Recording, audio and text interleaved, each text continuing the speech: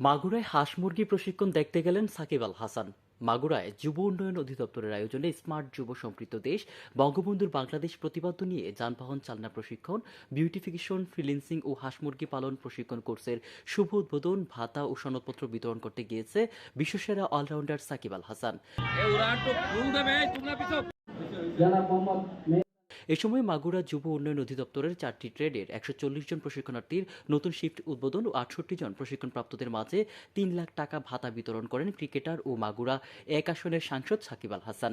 রবিবার দুপুরে মাগুরা যুব উন্নয়ন অধিদপ্তরের প্রশিক্ষণ কক্ষে উপপরিচালক মোহাম্মদ ইলিয়াসুর রহমানের সভাপতিত্বে প্রধান অতিথি হিসেবে বক্তব্য রাখেন জাতীয় দলের তারকা ক্রিকেটার ও মাগুরা 1 আসনের সাংসদ ও যুব ক্রীড়া মন্ত্রণালয় সম্পর্কিত স্থায়ী কমিটির সদস্য সাকিব আল হাসান। এ সময় অন্যান্যের মধ্যে বক্তব্য রাখেন জেলা পরিষদের চেয়ারম্যান ও জেলা আওয়ামী লীগের সাধারণ সম্পাদক পঙ্কজ কুমার কুণ্ডু সহ অন্যান্যরা। সকল কর্মকর্তা কর্মচারী আমরা আনুষ্ঠানিকভাবে শুরু করতে যাচ্ছি। প্রথমে পবিত্র কোরআন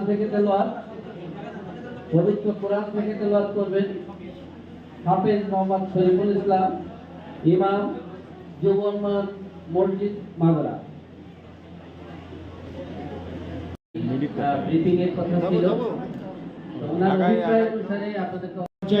আমাদের প্রশিক্ষণার্থী ভাই ও বোনেরা সবাইকে যুবক আছে বিশ্বনন্দিত আমাদের সবার প্রিয় বিশ্বের সেরা অলরাউন্ডার আমাদের মাননীয় প্রধানমন্ত্রী ভাষায় আমাদের বাংলার রত্ন আমাদের মাগুরা 1 আসনে সম্মানিত জাতীয় সংসদ সদস্য ও যুব ক্রীড়া মন্ত্রণালয় সম্পর্কিত স্থায়ী কমিটির সম্মানিত সদস্য জনাব সাকিব আল হাসান মহোদয় আজকের মাঝে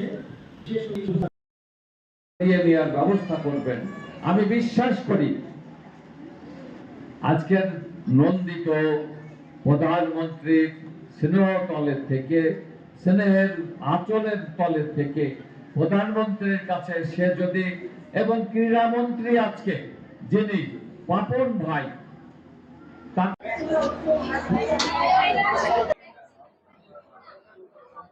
মাহমুদুল হাসান আছে এখানে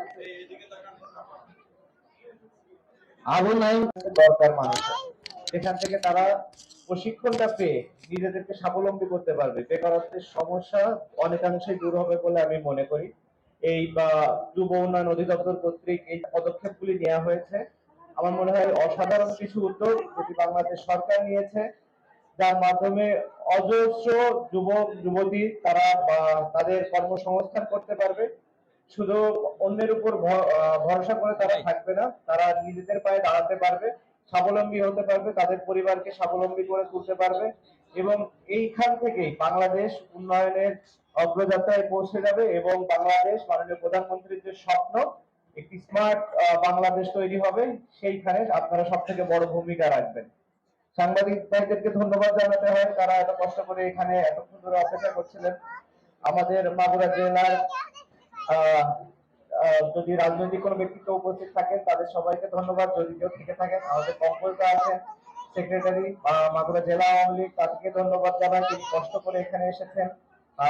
যুব উন্নয়ন অধিদপ্তরের সকল কর্মকর্তা কর্মচারীকে ধন্যবাদ জানাই যারা এই অক্লান্ত পরিশ্রমের মাধ্যমে এই প্রোগ্রামটি সফল করেছেন। মঞ্চে উপস্থিত অন্যান্য যারা আছেন সবাইকে আমি ধন্যবাদ জানাচ্ছি।